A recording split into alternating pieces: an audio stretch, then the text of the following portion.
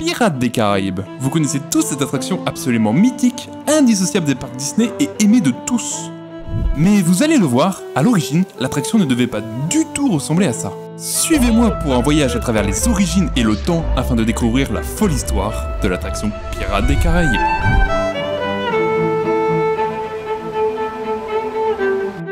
Pour ça, il nous faut revenir au début, là où tout a commencé avec un homme, Walter Elias Disney, plus connu sous le nom de Walt Disney. Nous sommes fin des années 1950. Fort du succès qu'est Disneyland, Walt Disney va vite se rendre compte d'un problème avec son parc.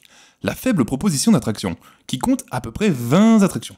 Il vient alors d'une idée à Walt, l'ajout d'une extension pour Disneyland, et son idée, c'est un land sur le thème de la Louisiane nommé New Orleans Square, endroit connu notamment pour sa culture française, le jazz Mardi Gras, et surtout, les pirates. La Louisiane était connue pour être un repère de pirates, et notamment celui du pirate français Jean Lafitte, qui aura grandement contribué à la guerre d'indépendance des États-Unis. Donc l'idée de l'attraction au sein de ce land est tout trouvée pour Walt Disney. Un musée de science sur les pirates les plus influents, dont Jean Lafitte bien sûr, avec tout un parcours pédestre qui passe à travers la ville, puis un bateau, puis on voit un peu plus loin qu'une partie de la ville est en feu, probablement pillée par les pirates. Et après quelques croquis, le chantier pour cette attraction et le land vont vite commencer dès 1961. Mais Walt Disney va décider de stopper le chantier pour concentrer toute son équipe sur un nouveau projet, la Foire internationale de New York. Et pour cette foire, Disney va développer 3 attractions, la rencontre avec Abraham Lincoln, Carousel of Progress et It's the Small World. Et ces 3 attractions vont scotcher les visiteurs. Pour la première fois, on peut voir Abraham Lincoln prononcer son discours et se lever devant nous. On peut voir une représentation de la famille américaine idéale à travers les époques et voyager à travers le monde depuis un petit bateau. Et l'une de ces technologies mises en avant pour cette foire s'appelle l'Audio Animatronics. Il s'agit d'un robot dont on est capable de synchroniser le son avec le mouvement. Walt Disney et son équipe viennent de révolutionner le monde du divertissement. Autre technologie importante mais plus discrète, le système de guidage des bateaux dit The Small World. Système révolutionnaire à son époque qui permet de gérer un grand flux de personnes. Comment ont-ils fait? Il n'existe pas 40 000 manières de faire avancer un bateau sur l'eau. Soit l'eau propulse le bateau, soit c'est le bateau qui se propulse sur l'eau. Les Imagineers vont donc choisir la première solution car équiper chaque bateau d'un moteur c'est chiant, ça demande de l'entretien et ça coûte du pognon. Les Imagineers vont donc placer des pompes à des endroits stratégiques avec des rails pour guider le bateau, et au moment de l'embarquement et du débarquement, le bateau monte sur un tapis roulant lui permettant d'être sur une surface plate et de ne pas être entraîné par l'eau.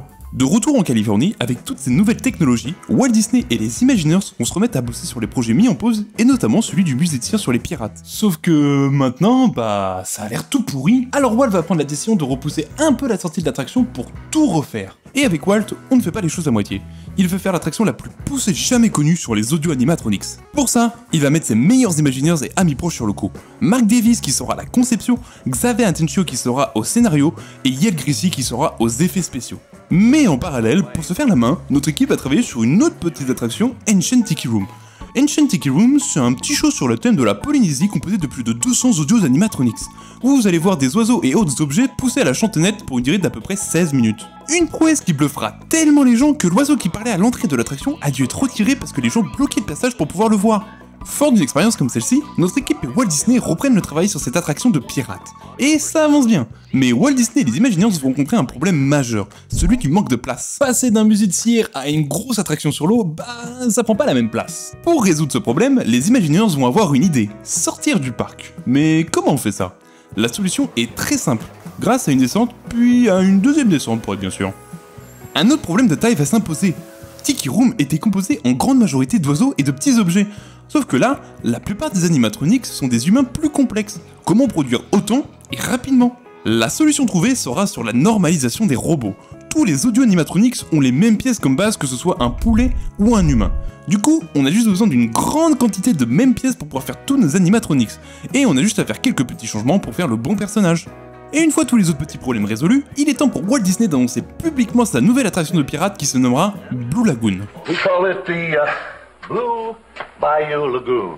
Avec des démonstrations des effets spéciaux en passant par les concept art et la maquette de l'attraction. Tout va pour le mieux, la construction commence et l'attraction sera prête début d'année 1967. Sauf que depuis quelques temps, Walt Disney est tombé malade, qui le cache aussi bien à ses amis que ses collègues. Son état de santé se dégrade de jour en jour jusqu'à son discours en 1966 où il annonce son tout nouveau projet de station de ski. I'd give anything to be there with you, but this seems to be one of those times I'm tied down here at the studio night and day. Of course, it's always this way when we're shooting a picture. And as he passed us in the hall, we were standing there, he looked at us and he said, "Keep up the good work, fellas." It's the first time and the only time he ever complimented our Le work. soir même, il partira à l'hôpital Saint-Joseph en face de son studio et n'en ressortira jamais. Walt Disney meurt le 15 décembre 1966 d'un cancer des poumons, ses amis, ses collègues et l'Amérique sont sous le choc, laissant derrière lui sa famille et plusieurs de ses projets dont Pirates des Caraïbes et un projet de grande ampleur en Floride. Malgré la mort de Walt, la magie doit continuer. C'est donc son grand frère Roy Disney qui prendra les rênes de la Walt Disney Company avec la volonté de terminer tous les projets de son petit frère.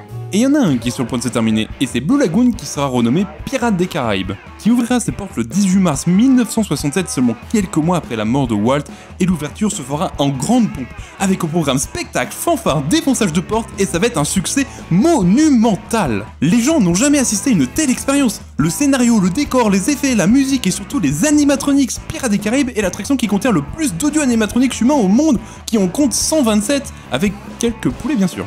C'est un pari réussi, l'extension est un franc succès, Pirates des Caraïbes marque les esprits de tous ceux qui font l'attraction, et Pirates des Caraïbes marchera tellement bien qu'il y a même une autre attraction prévue sur un soi-disant manoir hanté, mais ça, c'est une autre histoire. Maintenant que Roy Disney a enfin fini le projet de son frère, il lui en reste un autre et pas des moindres puisqu'il s'agit de celui-là en Floride, Walt Disney World. Walt Disney World, complexe touristique de la taille de Paris, composé de 6 parcs d'attractions dont 2 aquatiques ainsi que ses 31 magnifiques hôtels. Situé au milieu de nulle part à quelques kilomètres de la ville d'Orlando, Walt Disney World a été pensé pour être la destination ultime de tous les fans Disney à travers le monde. Ses hôtels de luxe comme le Contemporary et son design atypique et le monorail qui le traverse lui vaudra les éloges lors de l'ouverture du complexe le 1er octobre 1971 avec le discours mythique de Roy Disney. Walt Disney World is a tribute to the philosophy and the life of Walter Elias Disney, and to the talents, the dedication, and the loyalty of the entire Disney organization that made Walt Disney's dream come true. May Walt Disney World bring joy and inspiration and new knowledge to all who come to this happy place. A magic kingdom where the young at heart of all ages can laugh and play and learn together. Dedicated this 25th day of October 1971. Malheureusement, épuisé de ce projet absolument titanesque, Roy Disney mourra le 20 décembre 1971, quelques mois seulement après l'ouverture du complexe, apaisé, en réussissant à réaliser toutes les dernières volontés de son petit frère. C'est donc au tour de Don Tatum de prendre la relève, et c'est la première fois que l'entreprise n'est pas dirigée par un membre de la famille Disney, malgré qu'il reste le neveu de Walt Disney, Roy Disney, au directoire. Walt Disney World sera un énorme succès, mais dans Magic Kingdom, il y a un grand absent, Pirates des Caraïbes. Ce qui va créer une énorme jalousie vis-à-vis des Californiens au point même de faire pression sur la Walt Disney Company. Et avec cette grande populaire, pas le choix, il faut qu'on soit Pirates des Caraïbes. Et ça serait dommage de faire qu'un simple copier-coller. Alors, les Imagineers vont revoir un peu l'attraction. Adieu New Orleans Square et bonjour à Adventureland. De ce fait, on va revoir l'architecture du bâtiment et les Imagineers vont s'inspirer du fort espagnol Castillo de San Felipe del Moro a San Juan sur l'île de Porto Rico. Oui, je sais, mon accent espagnol est absolument parfait. Et la file d'attente se fera à travers ce même fort avec des files un peu plus thématisées, avec par exemple l'ajout de 2 squelettes qui jouent aux échecs dans une partie qui ne peut pas se terminer. Je peux pas vous expliquer pourquoi, parce que je suis bien trop nul aux échecs, mais des squelettes qui jouent une partie interminable, vous avez compris la blague. C'est des squelettes, ils sont morts, une partie interminable. Le circuit de l'attraction a lui aussi été changé, cette fois-ci, pas de bayou, mais la grotte qui correspond à la deuxième partie de la première version. On passe de 2 à une chute en raison des problèmes de nappe phréatique et la fin reste à peu près la même. Mais la grande particularité de cette version, c'est que l'attraction n'est pas une boucle. Dans la version d'Anaheim, le début et la fin sont au même endroit, alors que celle de Walt Disney World, le quai d'embarquement et de débarquement sont distincts. Pour quelle raison? Le pognon! Le fait de séparer le début de la fin permet de te jeter directement dans la boutique, même si Disneyland Paris y arrive sans avoir besoin d'utiliser ce système, mais là, on n'y est pas encore. Et ouais, les gens kiffent cette version-là aussi, c'est un succès immédiat. Les fans de Disney de la East Coast sont heureux, et Disney commence à comprendre que Pirates des Caraïbes est devenu indissociable des parcs Disney. Et compte bien ne pas reproduire son erreur avec son nouveau projet Tokyo Disneyland. Tokyo Disneyland est un projet un peu spécial puisqu'elle n'émane pas de la volonté de Disney. Au fait, c'est une autre société qui va faire la demande à Disney, l'Oriental Land Company, qui financera entièrement le parc et qui n'est donc pas soumis aux complications financières de Disney. Ce qui va se ressentir sur le parc et qui est considéré aujourd'hui comme étant l'un des meilleurs parcs Disney du monde. Et cette fois-ci, bien sûr, Pirates des Caraïbes sera disponible dès l'ouverture du parc. Situé lui aussi à Adventureland, mais cette fois-ci, les Imagineers vont pas se faire chier. Le bâtiment aura quasiment le même design que la version d'Anaheim et sera reproduit quasiment à l'identique, excepté la deuxième chute qui sera retirée pour la même raison que Walt Disney World, les nappes phréatiques. Satanées nappes phréatiques, toujours là où il faut pas.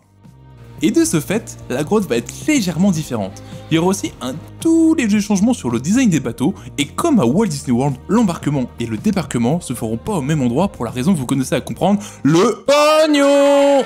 Vous commencez à connaître la chanson, les gens adorent Pirates des Caraïbes, malgré que l'attraction soit un clone quasi identique de celui d'Anaheim. Faut croire qu'il en faut peu pour être heureux. Et en interne chez Disney, c'est un peu la merde, on passe de PDG en PDG et les affaires ne sont pas très bonnes. C'est donc en 1983 que devient PDG Michael Eisner ainsi que son pote Frank Wells. À la manière de Walt Disney et de son frère Roy Disney, Michael Eisner à la création et Frank Wells aux finances, et tous deux, ils vont réussir à relancer la société. C'est sous leur règne que sort La Belle et la Bête, Aladdin, L'étrange Noël de Monsieur Jack, Le Roi Lion, Cusco, Le Retour de Jafar, Pocahontas 2, La Belle et la Bête 2. Bon, on peut pas avoir des bonnes idées tout le temps. Ils vont faire construire un second parc à Walt Disney World nommé les Walt Disney Studios qui sera un succès, et avec autant de réussite, Michael et Frank se sentent intouchables. Ils vont donc décider de faire un projet ultime à la manière de Walt Disney lui-même, un parc Disneyland. Pour ce projet grandiose, c'est l'Europe qui est choisie pour l'accueillir, et notamment deux villes, Paris et Barcelone. Vous vous en doutez, Michael et Frank ont choisi Paris. Les raisons, elles sont purement financières. La France leur a fait une offre qu'une entreprise comme Disney ne peut pas refuser. Maintenant que l'emplacement est trouvé, le nom est tout trouvé aussi, Euro Disneyland. Et la Walt Disney Company, côté argent, on est très bien. Alors, on voit les choses en grand, en très grand. Surtout que la France a cette image d'un pays à l'architecture absolument magnifique et grandiose, ça rajoute une pression en plus. Donc en interne, les imaginaires n'hésitent pas à revoir tous les classiques, et notamment Pirates des Caraïbes, qui devient vraiment le cœur d'Adventureland. Surtout qu'à l'ouverture, Pirates des Caraïbes est la seule offre d'attraction dans Adventureland. Indiana Jones arrivera l'année d'après. Ce Pirates des Caraïbes ne ressemble en rien à ses aînés. Rien que sur l'architecture, celui-ci est inspiré des forts de la ville de Port-au-Prince, actuelle capitale d'Haïti. Et pour la file d'attente, même constat, elle est bien plus riche que ses aînés, plus de squelettes, plus de détails, et franchement plus belle. Et d'ailleurs, petite anecdote, vous savez pourquoi notre file d'attente est bâchée à certains moments? Parce qu'en France, il pleut tout le temps. Je vois pas du tout de quoi tu parles. Et pour l'attraction elle-même, elle est aussi assez différente, voire même plutôt unique. Elle suit bien sûr le même scénar que ses confrères, mais déjà, pas de bayou au début. On est plutôt dans les îles, ce qui a du sens vu qu'on est vers Haïti. La montée qui suit est inédite à chez nous. Pareil pour ce qui suit avec la traversée en hauteur du fort. La scène du fort sera presque exactement la même que chez les autres, avec quand même l'ajout du combat à l'épée qui est une vraie prouesse technologique à l'époque. Et son autre particularité, c'est ses chutes. Déjà nous, on en a deux. Et la petite particularité de la deuxième chute, c'est ses effets pyrotechniques qu'on le retrouve dans aucun autre Pirate des Caraïbes. Et bien sûr, la scène de la grotte qui se trouve à la fin chez nous, et soyons tout à fait objectifs, elle est bien plus jolie chez nous. Ah oui, aussi, il y a le Disneyland Railroad qui passe dans la grotte, et ça, c'est un peu la classe. Bien sûr, le Pirates des Caraïbes de Disneyland Paris est un must-have à faire qui est probablement la meilleure attraction de Disneyland Paris, avec pas loin derrière Big Thunder Mountain et Phantom Manor. Et justement, tout ce succès à travers le monde des attractions Pirates des Caraïbes va donner une petite idée à la Walt Disney Company. Faire un film sur l'attraction, et ce film, c'est Pirates des Caraïbes et la malédiction du Black Pearl. Je pense rien vous apprendre si je vous dis que le film est un incroyable succès à tel point que le personnage de Jack Sparrow va devenir absolument culte, et que Disney va en faire toute une flopée de films. Et là, Disney se dit que ce serait une bonne occasion pour relancer un peu l'affluence des parcs. On va rajouter le personnage de Jack Sparrow dans les attractions Pirates des Caraïbes, et c'est les versions d'Anaheim et d'Orlando qui vont y passer en premier en 2006. Sauf que les gens n'ont pas du tout kiffé qu'on change leur attraction préférée pour y intégrer un personnage de film. Et pourtant, ça va marcher. Les gens sont absolument fans de Johnny Depp et les animatronics de Jack Sparrow sont de très bonne facture. D'ailleurs, quelques années plus tard, Johnny Depp fera une petite apparition dans le Pirates des Caraïbes d'Anaheim déguisé en Jack Sparrow. I've been expecting you for hours. Oh my God, oh my God. My name is Captain Jack Sparrow. Hello, and I would like to swim to you, jump in your boat. Pour Disneyland Paris, l'ajout va arriver bien plus tard, en 2017, qui est la version que vous connaissez actuellement. Et pareil, les Jack Sparrow sont d'excellentes factures. Sauf que nous, Johnny Depp, il est jamais venu chez nous. Bref, maintenant, Pirates des Caraïbes commence à avoir un autre problème. La place des femmes dans l'histoire de l'attraction, qui est une vision des années 60, donc pas la plus belle des visions. Il est temps de changer tout ça. En plus, on a déjà fait des tests à Disneyland Paris qui se sont très bien passés, donc on a juste à reproduire ça dans les autres parcs. Et ça va arriver en 2018 dans les autres parcs, avec la femme rousse savante qui est déjà une femme pirate. D'ailleurs, on ne vend plus de femmes, mais seulement les bijoux qu'elle porte. Et pour la France, le duel d'épée entre les deux hommes devient un duel d'épée entre un homme et une femme. Ces changements vont faire un peu débat dans la communauté entre ceux qui trouvent ça bien qu'il y ait des modèles de femmes fortes dans l'attraction, et ceux qui trouvent que ça perd de sa réalité historique. Je vous laisse le soin d'en débattre en commentaire. Entre toutes ces modifs, un nouveau parc Disneyland est lancé par Bob Iger, actuel PDG de la Walt Disney Company, et ce parc, parc, c'est Shanghai Disneyland. Shanghai Disneyland est à l'image de Disneyland Paris pour Michael Eisner et Disneyland pour Walt Disney. Le but est de montrer la puissance du dirigeant de Disney et Bob Iger va investir 6 milliards de dollars dans ce parc 11 fois plus grand que celui d'Anaheim. Et celui-ci va bien évidemment avoir son Pirates des Caraïbes sauf qu'il n'a rien à voir avec ses grands frères. Celui-ci étant le seul à être basé sur les films Pirates des Caraïbes et non pas sur l'histoire originale d'Anaheim. Et depuis 1992, on a fait quelques progrès technologiques, genre pas mal au fait. Comme par exemple le fait de faire des écrans géants de haute qualité, ce qui permet de mélanger décors physiques et virtuels et aussi de limiter le nombre d'animatronics pour économiser du pognon. Ce Pirates des Caraïbes en compte seulement 9, dont 2 sont des Jack Sparrow. D'ailleurs, petite dédicace à l'effet beaucoup trop classe sur le premier Jack Sparrow et au flow incomparable de Davy Jones.